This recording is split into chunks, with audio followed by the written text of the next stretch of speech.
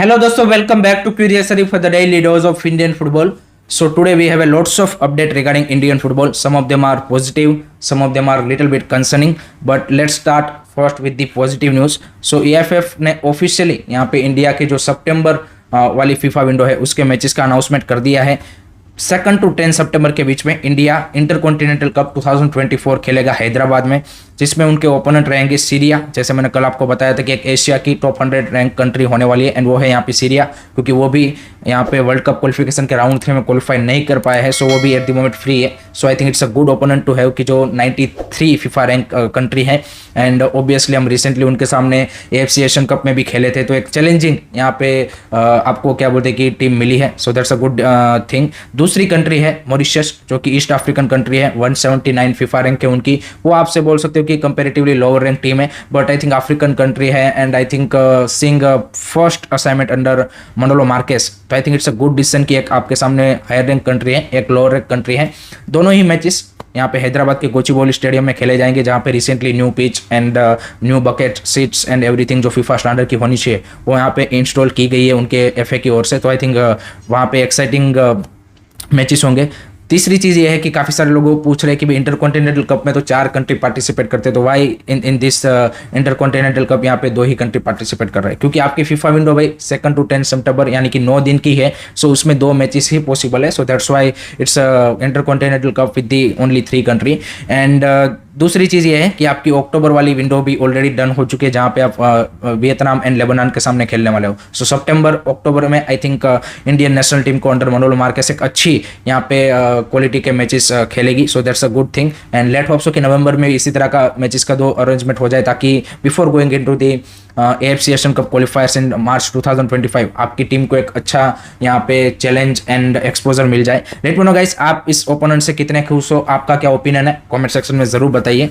अब बात करते हैं, फीफा ने यहाँ पे AIFF को एक लेटर लिखा है regarding the updates on the new constitution, क्योंकि फीफा को लास्ट जुलाई 31 2023 में AIFF की ओर से अपडेट दिया गया था रिगार्डिंग न्यू कॉन्स्टिट्यूशन। तो उन्होंने पूछा है कि भाई क्या स्टेटस है, कब से आपका न्यू कॉन्स्टिट्यूशन लागू होने वाला है। तो उसके रिस्पॉन्स में यहाँ पे AIFF ने बोला है कि मैटर अभी सब जुडिस है एंड फीफा ने वहाँ पे क्लियरली मेंशन किया है कि जो नया कॉन्स्टिट्यूशन है वो AIFF की जो एट द मोमेंट AGM या फिर उनकी जो जनरल बॉडी है उन्हीं को बनाना चाहिए। किसी थर्ड पार्टी को इसमें इंटरफेरेंस करने की कोई ज़रूरत ही नहीं है, यहाँ पे कोर्ट या फिर किसी को भी। एंड वो हम सबको पता है कि लास्ट टाइम जब हमको फीफा बैन लगा था उसका भी वन ऑफ द रीज़न यही था कि अब जब भी थर्ड पार्टी इंटरफेरेंस होता है तो फीफा का बैन आता है। बट यहाँ पे हमारे यहाँ पे तो पता ही है कि भाई कोई भी मैटर हो वो सीधा ही भाई सुप्रीम कोर्ट में जाती है। एंड सुप्रीम कोर्ट ने भी लास्ट मार्च 18 या फिर मार्च 19 2024 को इस न्यू कॉन्स्टिट्यूशन के रिगार्डिंग हियरिंग की थी, उसके बाद हियरिंग हुई नहीं है। सो ये मैटर लंबा खिंचता जा रहा है। लेट्स सी यहाँ पे कब तक फाइनल जो न्यू कॉन्स्टिट्यूशन है रिगार्डिंग AIFF वो कब तक एडॉप्ट किया जाता है। एंड आई थिंक जल्द से जल्द करना चाहिए, क्योंकि फीफा की ओर से भी आई थिंक पूछा जाना एक थोड़ा सा हमारे लिए मतलब कंसर्निंग होना चाहिए, क्योंकि वो भी चाहते हैं कि भाई जल्द से जल्द आपका नया constitution as per the FIFA and AFC guidelines यहाँ पे इंप्लीमेंट हो जाए। सो लेट्स सी कब तक सुप्रीम कोर्ट की final decision regarding this new constitution आती है। Let me know guys what do you think about this, comment section में अपने ओपिनियन जरूर बताइए। अब बात करते हैं आज से आगाज होने वाले इंडियन फुटबॉल के नए सीजन का, जिसका आरंभ हम सबको पता है कि दुरांत कप से होता है। तो आज से भाई 133rd एडिशन ऑफ दुरांत कप का आगाज हो रहा है एंड पहला ही मैच है यहाँ पे मोहन बगान super giant versus downtown hero FC 6 बजे आज मैच खेला जाएगा एंड सोनी लीव के ऊपर इस मैचेस को आप लाइव देख सकते हो। मोहन बगान की बात करें तो obviously they are the favourites in this match. Downtown heroes Kashmir का एक क्लब है एंड मोहन बगान के लिए ऑब्वियसली उनकी फर्स्ट टीम नहीं खेल रही है, मिक्स टीम टाइप प्लेयर होंगे। आसिक कुरुनियान इस मैच के लिए अवेलेबल नहीं रहेंगे, वो डेफिनेटली ट्रेनिंग में वापस आ चुके हैं, but full fitness full strength पाने के लिए अभी भी उनको थोड़ा सा टाइम लगेगा। दीपेंदु विश्वास भी यहाँ पे one of the young centre back of Mohan बगान, वो भी इस मैच में अवेलेबल नहीं रहेंगे। सो लेट्स सी किस तरह की परफॉर्मेंस मोहन बगान की रहती है। एंड आई थिंक स्टार्टिंग के 1-2 मैचेस है उसमें उनकी फर्स्ट टीम अवेलेबल नहीं रहेगी, क्योंकि 29 को यहाँ पे उनका क्या बोलते हैं कि मोहन बगान डे है, उसके बाद ही उनकी जो फर्स्ट टीम के प्लेयर है वो सारे यहाँ पे ट्रेनिंग स्टार्ट कर देंगे। सो आप मे बी एक्सपेक्ट कर सकते हो कि जब तक यहाँ पे दुरांत कप में डर्बी मैच आ जाए 18 अगस्त को, उसमें डेफिनेटली उनकी फर्स्ट टीम रहेगी, बट उससे पहले आई थिंक उनकी मिक्स टीम टाइप ही खेलेगी। उसके बाद बात करते हैं आई लीग के बारे में, एंड वहां पे एक अच्छी खबर आ रही है। एंड कुछ वीक पहले मैंने जैसे बताया था कि भाई सराची ग्रुप, जो कि कोलकाता बेस्ड एक बड़ा ग्रुप है, कंपनी है, उन्होंने यहाँ पे राजस्थान यूनाइटेड एफसी को टेक ओवर कर लिया है। एंड नया नाम अब होगा यहाँ पे सराची राजस्थान टाइगर्स। एंड कल ही इसके रिगार्डिंग यहाँ पे सराची ग्रुप ने प्रेस कॉन्फ्रेंस की थी। एंड काफी ज्यादा I think financially strong I would say owners है, so that's a good thing to have कि भाई आई लीग में भी क्लबों को फाइनेंशियली स्ट्रॉन्ग बैकिंग मिल रही है, जैसे इंटरकाशी हो गया, श्रीनिधि डेक्कन हो गया। उसी तरह से राजस्थान के लिए भी आई थिंक एक स्ट्रॉन्ग ओनर मिल चुके हैं। एंड उन्होंने भाई पहली अपॉइंटमेंट यहाँ पे न्यू कोच की है, जो कि पोर्टुगीज 38 ईयर ओल्ड मारियो लेमोस है, जो बांग्लादेश का क्लब है टाका अफगानी, उसके लिए भाई 6 साल यहाँ पे कोचिंग दे चुके हैं। उसके लिए बांग्लादेश की नेशनल टीम को भी 2-3 मैच में कोच किया as a caretaker manager. So Portuguese को वो लाए, अच्छा कोच आई थिंक अपॉइंट किया है for the next season I league. Signing भी मेरे को लगता है कि अब स्ट्रॉन्ग साइनिंग होगी, क्योंकि financially they have a muscle power, so I think they can compete against Inter Kashi, Srinidhi Deccan, इस तरह के क्लबों के सामने आई लीग में आई थिंक अच्छी टक्कर दिखा सकते हैं। Sarachi group is a financially very strong group, तो आई थिंक आगे आने वाले टाइम में ऑब्वियसली वो चाहेंगे कि भाई राजस्थान से भी एक क्लब प्रमोट होकर यहाँ पे आईएसएल में जाए। तो दैट्स अ गुड थिंग कि भाई इस तरह के जो स्ट्रॉन्ग इन्वेस्टर है वो यहाँ पे इंडियन फुटबॉल में इन्वेस्ट कर रहे हैं, क्योंकि काफ़ी ज़्यादा हम सबको पता है कि फाइनेंशियली हमें इस तरह के इन्वेस्टमेंट की ज़रूरत है। अदरवाइज हैदराबाद एफसी जैसी सिचुएशन यहाँ पे हो सकती है काफ़ी सारे आई लीग क्लब की भी। सो उस सेंस में I think it's a good investment to have. And नया नेम होगा अब राजस्थान टाइगर्स, साची Rajasthan tigers to be honest, ये नाम होगा उनका। उसके बाद अब बात करते हैं ट्रांसफर के बारे में। वहाँ पे भी काफ़ी सारी यहाँ पे इंटरेस्टिंग ट्रांसफर हो चुकी है, जिसमें भाई पहली ट्रांसफर है हेक्टर यूथ से to East Bengal. Here we go जी गाइस, तो ईस्ट बंगाल ने another their rival clubs player को यहाँ पे साइन कर लिया है। एंड हेक्टर यूथ से one of the you can say कि last seasons best center back उनको उन्होंने डन किया है। तो अगर आप ईस्ट बंगाल की इस ट्रांसफर विंडो में फॉरेन साइनिंग में देखें तो लास्ट ईयर के बेस्ट स्ट्राइकर दिवांतकोस को उन्होंने साइन किया, बेस्ट अटैकिंग मिडफील्डर मेहदी ताला को उन्होंने साइन किया, and now one of the best center back Hector youth को भी उन्होंने सिक्योर कर लिया। एंड इसी के साथ उनकी जो 6 की 6 फॉरेन साइनिंग है वो यहाँ पे डन हो जाती है। And I think they have sign a brilliant I would say कि foreign quota, and I think they are definitely going to compete in ISL. Let's see ACL 2 में कैसा परफॉर्मेंस रहता है वो तो टाइम बताएगा, बट आई थिंक ISL में definitely they are looking really strong. And यहाँ पे ही बात रुकती नहीं है। अगर इंडियन प्लेयरों की साइनिंग में देखें तो वो विघ्नेश दक्षिणामूर्ति के लिए काफ़ी ज़्यादा इंटरेस्टेड है फ्रॉम हैदराबाद एफसी, बिकॉज हम सबको पता है कि निशु कुमार को रिसेंटली इंजरी हो गई है। सो फुल बैक में आपको I think little bit backup की जरूरत है, तो Vignesh Dakshinamurthy I think would be a great option. तो उनके लिए वो काफ़ी ज़्यादा स्ट्रॉन्ग पुश कर रहे हैं। दूसरा राहुल केपी का भी उनके साथ लिंक आ रहा है, राहुल केपी में भी वो इंटरेस्टेड है, क्योंकि यहाँ पे मुंबई सिटी एफसी पे पीवी विष्णु को साइन करना चाहती है, ये रूमर है। And PV Vishnu is one of the upcoming you can say कि टैलेंटेड विंगर की, जिन्होंने लास्ट सीजन हम सबको पता है कि आईएसएल में भी ज़बरदस्त परफॉर्मेंस दी है।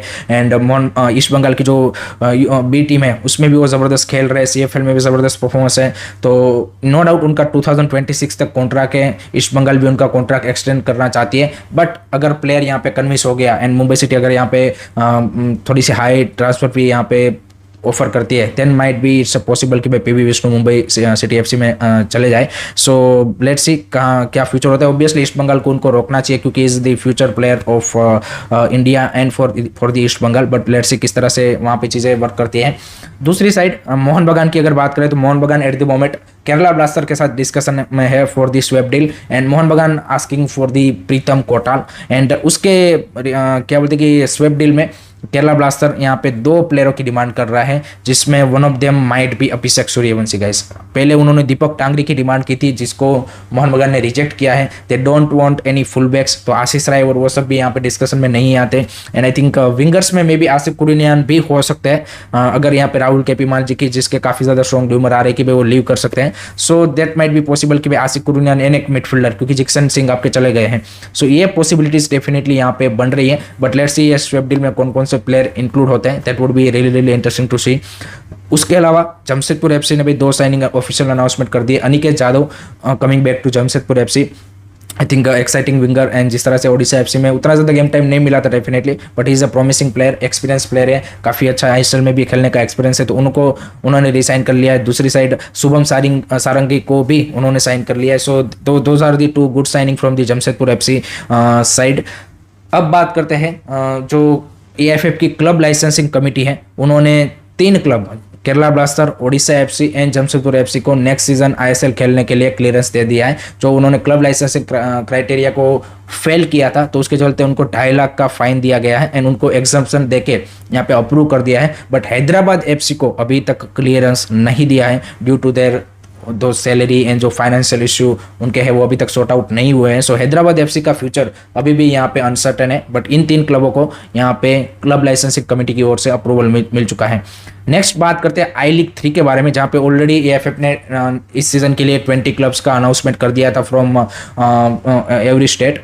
उसके अलावा 4 और यहाँ पे क्लबों को इन्होंने इंक्लूड किया है फ्रॉम 4 स्टेट की, जिन्होंने जो क्राइटेरिया था कि आपके वहाँ पे 8 क्लबों के साथ लीग स्टेट लीग होनी चाहिए तभी आप एलिजिबल हो to play in the you can say I league 3। तो उसमें आंध्र प्रदेश, तेलंगाना, उत्तराखंड एंड कश्मीर, इन चारों स्टेट के यहाँ पे इस क्राइटेरिया को फुलफिल नहीं किया था, बट उनको 1 साल का यहाँ पे इस बार के लिए सिर्फ एग्जाम्पशन देके उनके 4 क्लबों को अलाउ किया है। उत्तराखंड से कॉर्बेट एफसी, कश्मीर से डाउनटाउन हीरोज, आंध्र प्रदेश से कोरोमंडल एफसी, इन सबको यहाँ पे अलाउ किया है। रिसेंटली जो यहाँ पे एक्सको की मीटिंग हुई थी आईएफएफ में ये डिसीजन लिया गया है। नो डाउट आपने उनको अलाउ कर दिया, उसमें कोई दिक्कत नहीं है उन सब क्लब को जहाँ पे स्टेट लीग सही से नहीं होती, बट उन स्टेट एफएस के ऊपर भाई पनिशमेंट डालनी चाहिए ना आपको कि आपके वहाँ पे भाई क्यों स्टेट लीग आप नहीं करवा रहे हो। और आपने जैसे क्लब लाइसेंसिंग क्राइटेरिया में आईएसएल में खेलने के लिए आपने जैसे क्या बोलते कि 2.5 लाख का फाइन दिया यहाँ पे आईएसएल क्लब को, उसी तरह से आप इस स्टेट एफएस को दीजिए ना, क्लब को नहीं बट स्टेट एफएस को देना चाहिए कि भाई क्यों आप अपने स्टेट में स्टेट लीग्स भी नहीं करवा रहे हो। उन उत्तराखंड और इस तरह के जो स्टेट एफएस जिस तरह से रन हो रहे हैं उनको डेफिनेटली भी फाइन मिलना चाहिए। आई थिंक वो काफ़ी ज़्यादा ज़रूरी है। आई थिंक वो अगर होता तो that would be a great thing, but यहाँ पे इन 4 स्टेट के 4 क्लबों को एट द मोमेंट अलाउ कर दिया गया है। सो वो भी यहाँ पे आई लीग 3 में पार्टिसिपेट करेंगे। उसके बाद गाइज आई लीग में भी 2 इंटरेस्टिंग ट्रांसफर हुई है। एक तो श्रीनिधि डेक्कन ने भाई मेलबर्न विक्ट्री ए लीग का जो क्लब है उसके 32 ईयर ओल्ड डिफेंसिव मिडफील्डर रोलिन नेनेटो को यहाँ पे साइन कर दिया है, जो कि आईएक्स की एकेडमी से यहाँ पे ग्रेजुएट हुए हैं या फिर वहाँ पे उन्होंने अपनी फुटबॉल खेला है एंड उनको यहाँ पे उन्होंने साइनिंग कर लिया है। So that's a good signing from Srinidhi Deccan and I think they are also rebuilding that team for the upcoming I league season and definitely they are one of the contender for the I league and to get the promotion into the ISL with Inter Kashi and now Rajasthan Tigers and everyone. So that's a good signing from Srinidhi Deccan, एक experience यहाँ पे Melbourne Victory के player है। So that's a good signing. उसके अलावा गोकुलम केरला ने भाई रंजन चौधरी को एज ए टेक्निकल डायरेक्टर यहाँ पे अपॉइंट किया है, जिनके पास भाई वास्ट एक्सपीरियंस है इंडियन फुटबॉल में, काफी सारे प्लेयरों को उन्होंने यहाँ पे इंडिया में डेवलप किया है। So that's a good appointment from the Gokulam Kerala FC side also. I think it's a good to see कि भाई आई लीग के क्लब्स भी यहाँ पे धीरे धीरे उस डायरेक्शन में बढ़ रहे हैं, looking strong. Srinidhi Deccan, Gokulam Kerala, Rajasthan Tigers, Inter Kashi, I think इस तरह के, या फिर डेम्पो भी आ रहा है। SC Bengaluru is also building their squad very well. So ये 6-7 क्लब तो आई थिंक अच्छा काम कर रहे हैं and that's a good sign for I leagues competitiveness and जिस तरह की उसमें भी यहाँ पे लीग होनी चाहिए वो यहाँ पे होगी अगर यहाँ पे आईएफएफ की ओर से उसको ऑर्गेनाइज सही तरीके से किया जाए। क्लब की ओर से आई थिंक काफ़ी ज़्यादा अच्छा काम हो रहा है, बट आई थिंक एएफएफ को भी थोड़ा सा पुश करके आई लीग को और ज़्यादा बेटर तरीके से यहाँ पे ऑर्गेनाइज करना चाहिए ताकि जो आईएसएल एंड आई लीग का गैप है वो यहाँ पे कम हो पाए। लास्ट में बात करते हैं आज से doctor BC Roy junior national football championship का आगाज़ हो रहा है बॉयज़ एंड गर्ल्स दोनों के लिए। बॉयज़ के लिए टियर 1 सिटी के यहाँ पे नारायणपुर छत्तीसगढ़ में मैचेस खेले जाएंगे एंड गर्ल्स के लिए टियर 2 के मैचेस यहाँ पे बेलगाम कर्नाटका में खेले जाएंगे। So those are the updates regarding the junior national football championship. So that's it from my side guys regarding today's Indian football news. I hope कि आपको वीडियो पसंद आया होगा। Keep supporting Indian football, don't forget to like, share and subscribe करिए। जय हिंद, जय भारत।